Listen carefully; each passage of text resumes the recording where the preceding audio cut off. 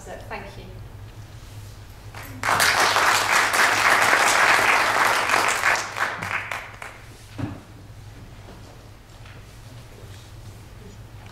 Okay, any questions, comments, concerns? You may also, the language choice is free. And I think we've only got 2 threes there, so I would do it. yeah. I think that yesterday you talked about, I think you said about 10 or 15 times over the afternoon, and that you would like us, the Helsinki region, to run a social media audit. Would you mind opening that concept a bit more? Yeah. So I mean, social media audit is nothing, I think, particularly sophisticated, but what it is a systematic view on what civic social media activity you have online. So a lot of the things which I'm saying are from my experience of an enormous amount of civic activity online in the UK and in other countries. So, for instance, in Spain, where we're setting up a similar project, and in, for instance, Denmark. So our experience is, in most of the areas that we work, there's a tremendous amount and an increasing amount of this civic social activity. And what a social media audit does, it gives you a structure and a process for finding those conversations. And so it looks at, firstly, creating a taxonomy of place. Now, one of the issues that government and the network society has is that the public don't speak about where they live. They don't describe where they live in the same way that you describe where they live. So people will tend to, in government, you'll tend to describe areas in terms of the electoral area or in terms of the organisational boundaries. The public will just say they live in a village or on a street. So the first task is to find out the language with which people describe their own communities, and then to find out the language with which people are describing the issues that they're currently interested in. And once you've got that, then there's a variety of fairly straightforward mechanisms for finding the content and communities online. So you're saying that the discussion is already there, going online, It is, that it's not about creating a new space, but rather looking for what's already out there, for example, from Facebook and other places. Yeah. Right? But I think is that you can't shape your response to that conversation until you understand what's going on. And certainly the experience in the UK is that we're often surprised by where the energy is in a particular locality. And what you're trying to do is to find that energy. I mean, you would never predict the Tunbridge Wells guy. I mean, if you read his blog, you'd never imagine that someone would spend that amount of time talking about Tunbridge Wells, and yet he must dedicate hours of his week to it. So you're trying to find people like him in a good way. Do feel free to interrupt us at any time if there are any questions or comments or concerns you'd like to express. Do feel free to take intervention. What about the European Citizen Initiative? Isn't it so that the municipalities must react to this and offer an electronic channel for the citizens at some point? Isn't it so that the Commission has already made a decision on this note? Sort of, yeah. I mean, I'm assuming people are familiar with the European Citizens Initiative or not? Well, if you like, you could open up that a bit as well. So the European Citizens Initiative passed with the Lisbon Treaty, and what it is it gives member states the right to trigger legislative debate in the European Parliament if you reach certain thresholds of signatures. So it's a petitioning mechanism that works across Europe with a very, very particular goal, which is changing European legislation. So actually it's a tremendous piece of direct democracy. The issue is, it's not yet clear how it's going to be implemented. However, there is no way that you can do something on the scale that they're describing and not do it electronically. And that's a general understood from the Commission and from the Parliament. What they're not doing, though, is actually defining how member states are going to authenticate signatures as being citizens. And so there's a challenge and an opportunity here, which is actually if you go ahead and work out how you're going to manage democratic identity online, then you're very well set to take advantage of the European Citizens Initiative. If you don't, however, this is one of those things that may accidentally turn up on your doorstep in a year's time and be really annoying to sort out. Because I think that what's going to be increasingly the case is that it will be a mechanism of choice for the public and realise that it's a powerful way of overwhelming the overwhelming the representative democratic process. It's very interesting. It's quite a radical idea, which you never expect from the European Parliament. Okay. Yes. Please. Yes, I would like to. I'm very interested in the point of view, but there is also some other barriers between inside the community, society. I mean, if we think about the immigration, large immigration, for example, in the UK, do you have any research results on the effect of immigration and the usage of the e-net between the different background cultures inside the society? In Finland, we have an increasing number of people coming from different cultures, and we don't know how do they use the net, and maybe it's not uniting the nations or societies, which may be also making difference and disorganizing. Yeah, no, that's a brilliant question. Because one of the problems with online community is it tends towards homogeneity.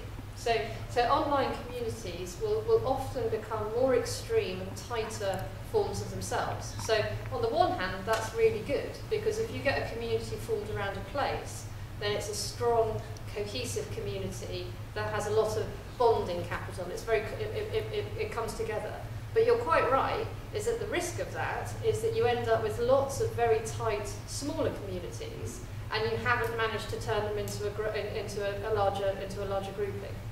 And it's exactly that reason, that need to bond people across the whole democratic unit, not just in their self-selected communities, which is why I'm arguing that you need to start shaping a civic space which asks people to listen to the other communities. So that's one thing. In terms of the other cultural usage, is that in the UK we know that there are a lot of different social networks which are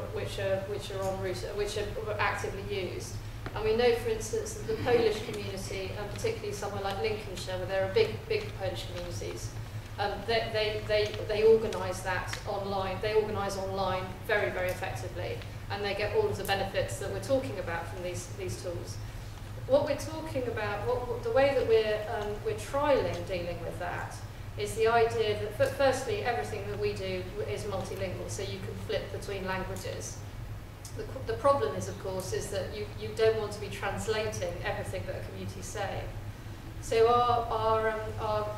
the approach we're testing is that you use multilingual community advocates who summarise debate across the languages. And so in the same way as the tech... It's big challenge.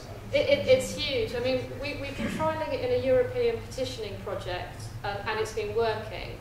But it does rely on goodwill, and that people want to come together like that. But yeah, it's a challenge.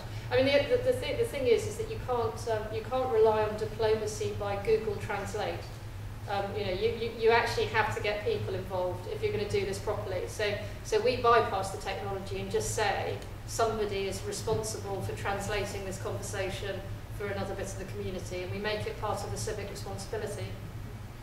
I would like to continue on that note a bit further, because I believe that the Commission has kind of woken up on this particular issue that was raised up in here. And currently we are moving from the e-participation stage to the e-inclusiveness stage, which Commission defines as having involved the socially disadvantaged groups, by which they mean actually the immigrants and the language minorities. And what they're suggesting now is that there'd be a physical space where the socially disadvantaged groups, such as language minorities, could go, actually walk in and have somebody else do all the online access and online work for them. That there would be a representative for the immigrants who are living in the city, and they could go to that representative who would then take care of the online activities for them. And this is now the trend that the Commission is pursuing in their current projects. And there have been lots of already preparatory actions on this note, and if somebody's interested, I can give more information on that. I think that this is a good example where this is connecting to wider social issues, which is Yes. Are you trying to bring about multiculturalism, or are you actually just trying to get people to get along with each other? And how you handle the language and the integrity of those sort of immigrant communities, actually it's what's your wider social policy which is more important on it. Mm-hmm. Any other questions or comments? I have not any question, Catherine. Yeah. Oh, I have many questions, but now I like to explain a little bit of the message I sent yesterday to you. Eli eilen alueneuvottelukunnat saivat meiltä tämän esityksen pohjalta viestin jäsenet, ja siinä viestissä me toivoimme, että 19.4. te tai teidän organisaationne edustajat, jotka olette kiinnostuneita tästä asian eteenpäin viennistä ja mahdollisesti EU-hankkeenkin tekemisestä, niin lähettäisitte jonkun osallistumaan 19.4. kello 9, ja se on siis päivämäärä myöskin. Alueneuvottelukuntien jäsenten lisäksi olemme ajatelleet kutsua siihen mukaan myöskin puitesopimuskunnat, eli Itä-Uudenmaan ne kunnat, jotka eivät ole alueneuvottelukunnassa, ja Keski-Uudelta maata samoin. Eli näin startataan heti. Let's start. Yes, and if I continue on that note, then to wrap up what you've been saying, so if you would have to make recommendations for us where to go from here, and if you could also shed a bit of light where you are going from here, because you have some tremendous ideas where to go and how the future will look like. So you have so far suggested that we should run a social media audit in the larger Helsinki metropolitan area. Then you talked about e-petitioning, that we should prepare ourselves so that we don't get all scared and spooky when it arrives. But then there are a couple of more. You mentioned that city camp might be suitable for Helsinki region, and what was that B village? Buckshire. Yeah. Right, so we have at least 4 leads now here to follow that could be suitable, modified and adapted for our local region. Okay. What about your future? How does it look like? What are you going to do next? Yeah, well, if finishing my PhD doesn't actually kill me, then I think, and I think this is particularly suitable here in Finland, is you need to be thinking about mobile. You need to be thinking about what does it mean that more people access the internet on their phone than from a PC, and what's the opportunity in terms of democratic engagement and in terms of consultation, with the fact that you could have somebody walking into an area and you could be asking them, what do you think we should do with this building? You know, you could be walking past an empty building site and you could be shown the plans of the space of what you're trying to build there. You could be photographing a pothole and it could be going straight into the into the city systems to be fixed.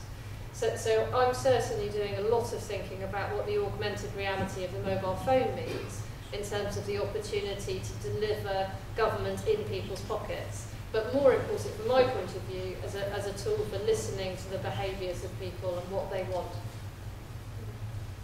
Okay, thank you very much. It was a pleasure to have you here.